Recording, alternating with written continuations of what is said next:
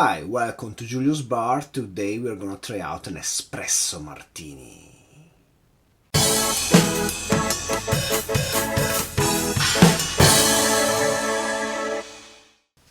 So yet another video in the series of martinis that aren't martinis. The espresso martini is just coffee, vodka and Kahlua. And it has nothing to do with a real martini except that because it was served in a glass like this, then people started calling it a martini.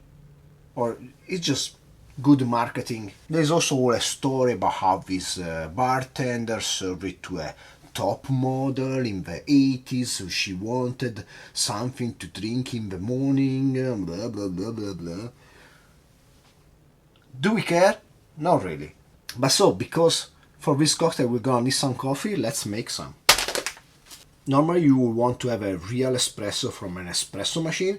Well, I don't have an espresso machine here at home, so I'm gonna make a mocha, but with espresso toasted coffee from Lavazza, real Italian stuff. Actually, the Lavazza espresso is not as a dark roast as you could get and still being an Italian espresso, but I think it's pretty decent. So I'm gonna ground some beans.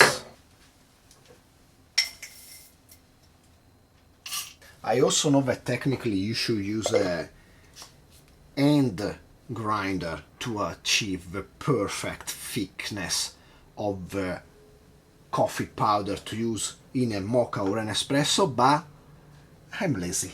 So I just time the grinding process of this electric grinder by here.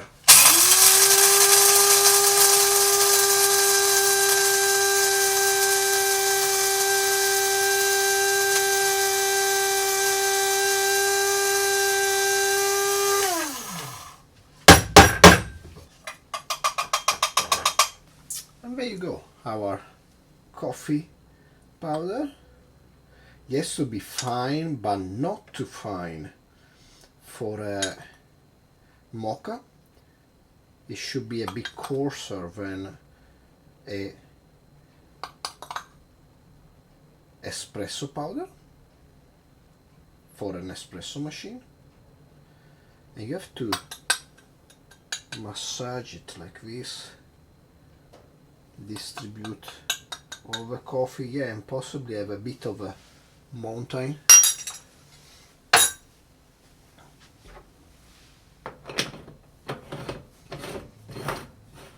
Then we tie this up and we put it on fire. Technically you should have as low a fire as possible. Again, I don't have the patience required. I'm gonna raise it a bit to this medium fire. It's still gonna take a couple of minutes for it to boil up, so I will see you really soon. By the way, we are just gonna need 30 milliliters of coffee for one drink. This mocha is gonna give me way more coffee than that, but I might make a second one. Actually, in the meanwhile, let's start building our cocktail. Why not? So I'm gonna have a Kahlua. Normally this cocktail would have equal parts of vodka, Kahlua and coffee. I'm not gonna do that. And I'm not gonna do that because Kahlua is way too sweet for me. So I changed the proportion to be like 3 parts of vodka, 2 parts of coffee, and only 1 part of Kahlua. So it's gonna be a bit more on the bitter side, hopefully. Because this Kahlua, man, it's basically pure sugar.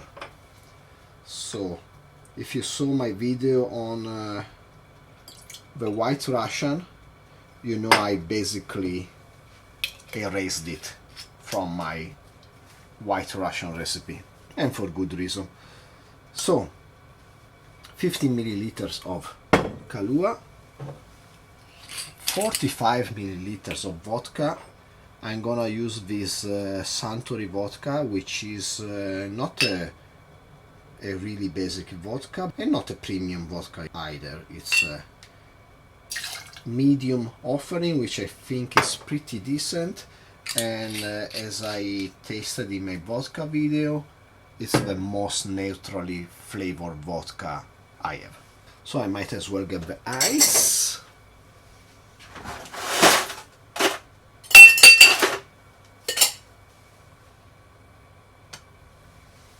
It's coming.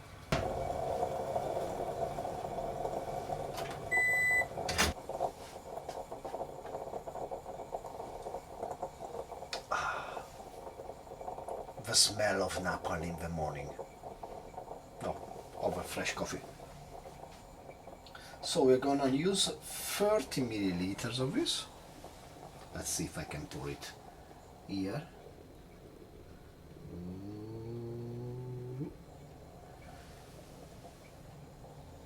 And then the hard part is pouring this in without burning myself. Made it. Let's give one a hard shake. Really hard this thing.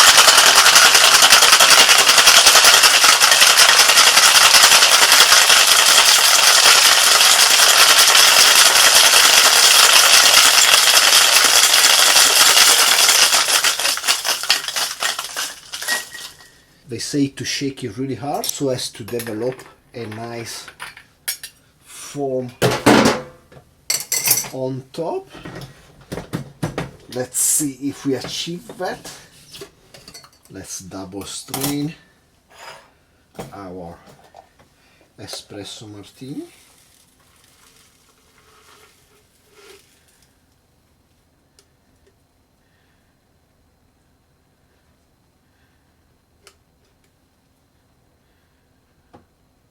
And let's decorate as per tradition with 3 coffee beans.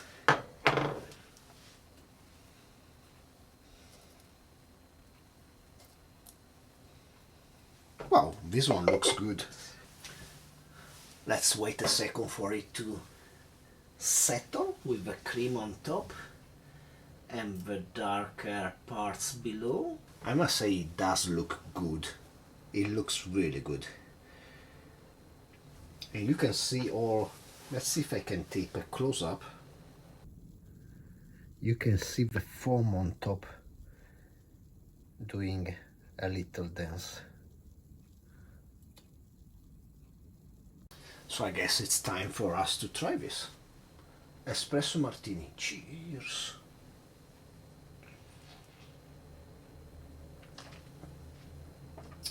Pretty good. Still the vodka, man. Why would people choose vodka as the main alcohol ingredient in something like this when there are so much better options in the world? Sometimes I feel like I'm totally disconnected from the rest of the people of this world. You would like to prove some empathy toward other people, trying to see their point of view. But sometimes it really seems like there is this unsurmountable wall between us and the rest of the people. And that for me is like vodka. Why would you drink vodka in a drink like this? It's not bad, but it could be just so much better by changing one ingredient.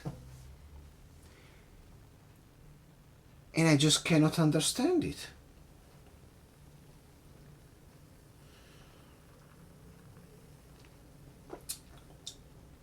Because in this drink, really the only negative point, it's bad because the coffee is great. Kahlua in such small amount, it's kind of okay. I would normally think it's too sweet, but because I tune it down, it's okay. It's just like the burn of the vodka below, which is really not necessary.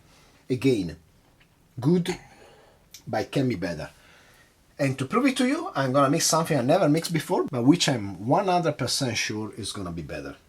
So let's move our vodka away and let's introduce the alcohols for this turn. And we're gonna use exactly the same proportion as before. So 15 milliliters of Kahlua, which I'm gonna follow with 15 milliliters of overproof cacao rum I prepared for the Valentine cocktail I just did. Let's check it out. And because it's overproof and a really strong cacao flavor, I'm just gonna do 50 milliliters. I don't want it to become a completely cacao thing. We are gonna follow that with 30 milliliters of cognac. Let's see if I can finish this bottle of Hennessy. Just right. It's over. Perfect. And then 30 milliliters of our mocha coffee, which is coffee made with a mocha, not... Oh, I lost a few drops. Let's get some fresh ice. And let's give this again a hard shake.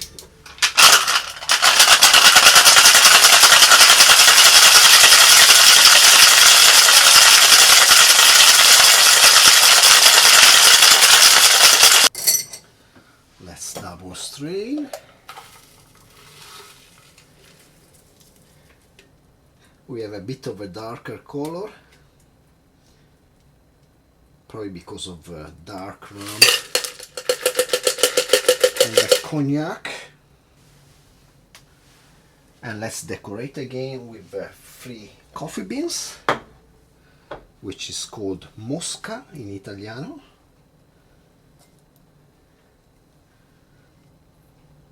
Usually you will put it on a sambuca, classically. Let's wait a second for it to settle, and then I'm gonna give it a try. I got probably a bit less foam, and that might be because the coffee in the meanwhile got a bit colder. They suggest to use really hot coffee from the coffee machine. So let's put the Hennessy on this side, and let's put the vodka on this side, and let's give it a shot. An espresso martini but with cognac and some cocoa rum. Cheers.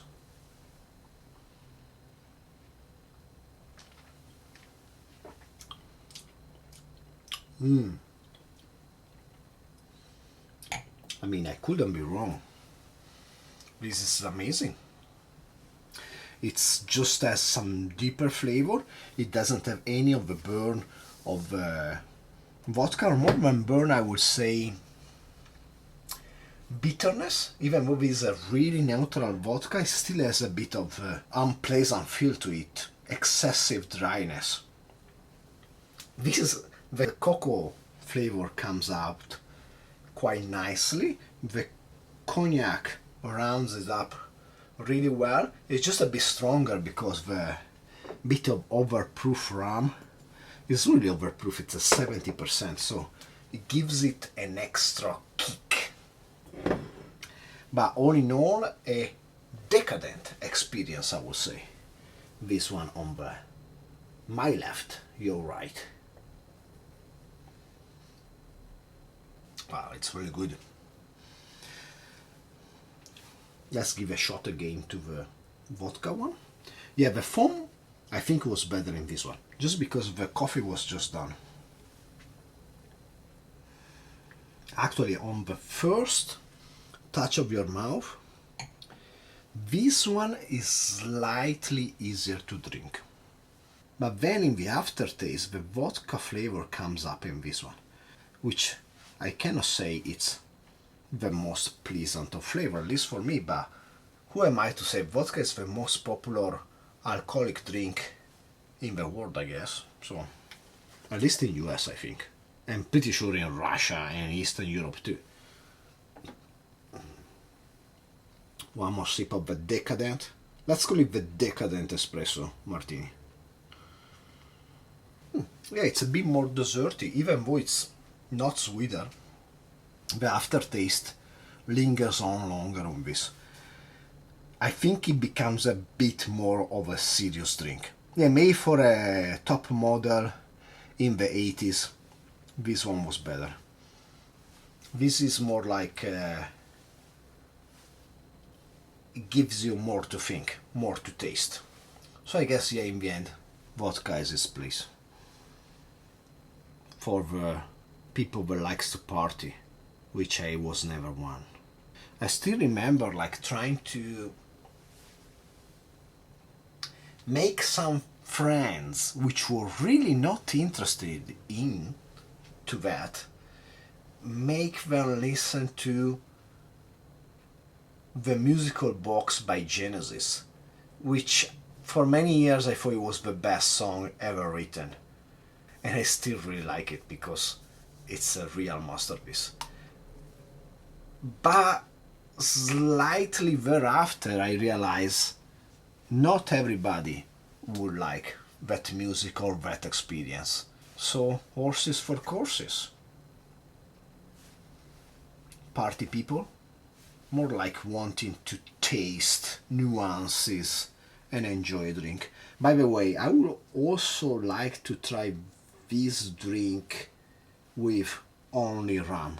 Maybe exchanging the cognac for some lighter rum or the Diplomatico rum, but then my drink was gonna be really too close to the White Russian I did in the past. I wanted to try something a bit different. By the way, these are my thoughts on espresso martini, vodka, and the disconnect between oneself and the rest of humanity. I hope you enjoyed the video. Please like, subscribe, comment down below, do whatever you want, shake yourself a drink, and I will see you next time. Cheers.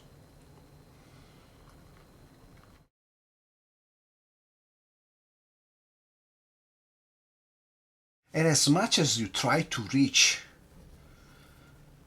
to other people, you could never achieve that. I guess that's the whole point of Christianity, no? With Jesus on the cross, feeling all the sins, all the pain of the world. It's something the man sometimes strive to achieve. You would like to be everyone, just like in that Smashing Pumpkins song. And in my mind, I'm everyone. And it also reminds me of the end of Evangelion, when the whole point for Shinji is to destroy the physical boundaries between himself and the rest of humanity, to feel as one. Losing your own individuality.